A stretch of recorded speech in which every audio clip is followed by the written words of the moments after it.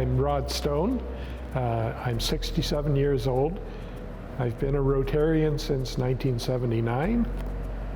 My whole life, pretty much. Our family would go watch the parade down on Queen Street, Wednesday night, community night. Since joining Rotary, I'd be along the parade route selling the tickets. Community Day draw tickets, take your pick tickets now. That was, I would start early in the morning when not too many people were on the route yet, and go up and down Queen Street trying to sell the tickets. My first year as a Rotarian, I was busily out on the parade route selling my tickets up and down Queen Street, and I was to work in the fish booth. I get back to the fish booth and the grounds of Memorial Gardens are just crowded. There's lots of people there, and the late, great Frank Prowse was in charge of it. And he tore a strip off me.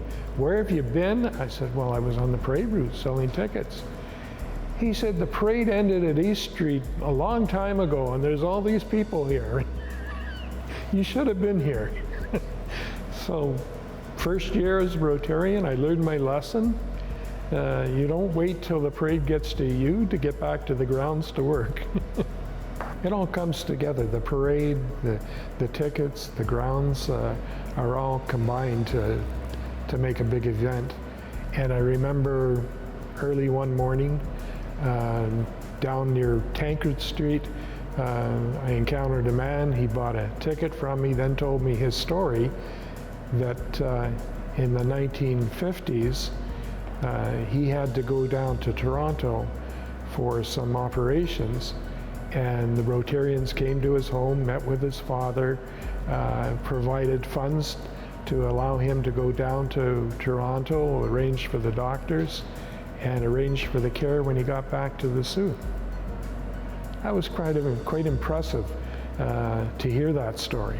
Recollections of the parade were J.J. Helsinger leading off near the beginning of the parade in his early years with KFC, selling chicken along the parade route. The bands, the marching bands, that was a big highlight for the parade, listening to those bands. You know, we went from Memorial Gardens to the Roberta Bondar Pavilion to Clerg Park. I was quite involved in the 90s with the setup of the grounds with Brian Elliott and Bob Wood. That was a big job back then. I don't recall back in my childhood there being a Santa Claus parade in town.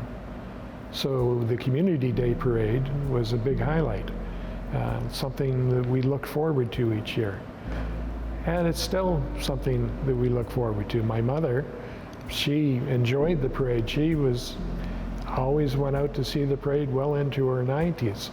And it was a family affair.